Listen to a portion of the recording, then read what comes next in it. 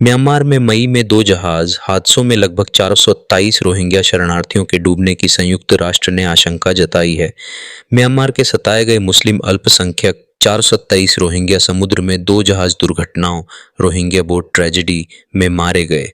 संयुक्त राष्ट्र ने शुक्रवार को कहा कि उसे आशंका है कि म्यांमार के उत्पीड़ित मुस्लिम अल्पसंख्यक 427 रोहिंग्या म्यांमार तट के पास 9 और 10 मई को दो जहाज दुर्घटनाओं म्यांमार सी एक्सीडेंट्स में मारे गए। संयुक्त राष्ट्र ने इसकी आशंका जताई है। संयुक्त राष्ट्र शरणार्थी उच्चायुक्त यूएनएचआरसी ने एक बयान में कहा कि यदि इसकी पुष्टि हो जाती है तो यह इस वर्ष रोहिंग्या शरणार्थियों रोहिंग्या रेफ्यूजीज से जुड़ी समुद्र में सबसे घातक त्रासदी होगी। रोहिंग्या को म्यांमार में दशकों से सताया जा रहा है।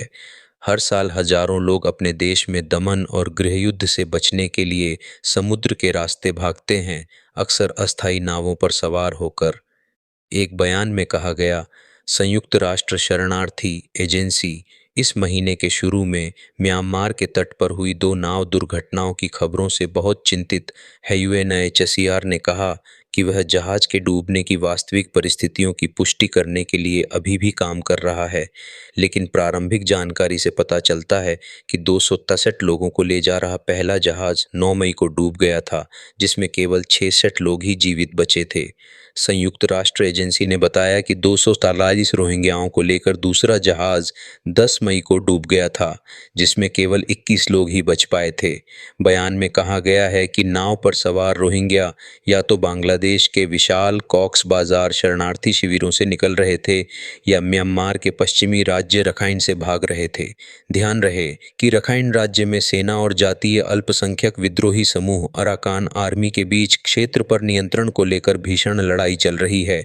एशिया और प्रशांत क्षेत्र के लिए यूएनएचसीआर के क्षेत्रीय ब्यूरो का नेतृत्व करने वाले हाई क्यूंग जुन ने कहा, वित्त पोषण में कटौती के कारण गंभीर मानवीय स्थिति रोहिंग्या के जीवन पर विनाशकारी प्रभाव डाल रही है, जिससे अधिकाधिक लोग अपने और अपने परिवार के लिए सुरक्षा, संरक्षण और सम्मानजनक जीवन की तलाश में खतरनाक यात्राओं का सहारा ले रहे हैं।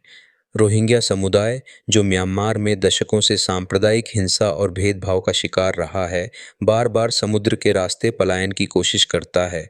इनमें से अधिकतर लोग बांग्लादेश के कॉक्स बाजार शिविरों से निकलते हैं या म्यांमार के रखाइन राज्य से जान बचाकर भागते हैं। एशिया प्रशांत क्षेत्र के लिए यूएनएचसीआर के प्रमुख हाई क्यूंग जुन ने कहा, वित्त पोषण में भारी कटौती के चलते रोहिंग्या समुदाय की जिंदगी संकट में है।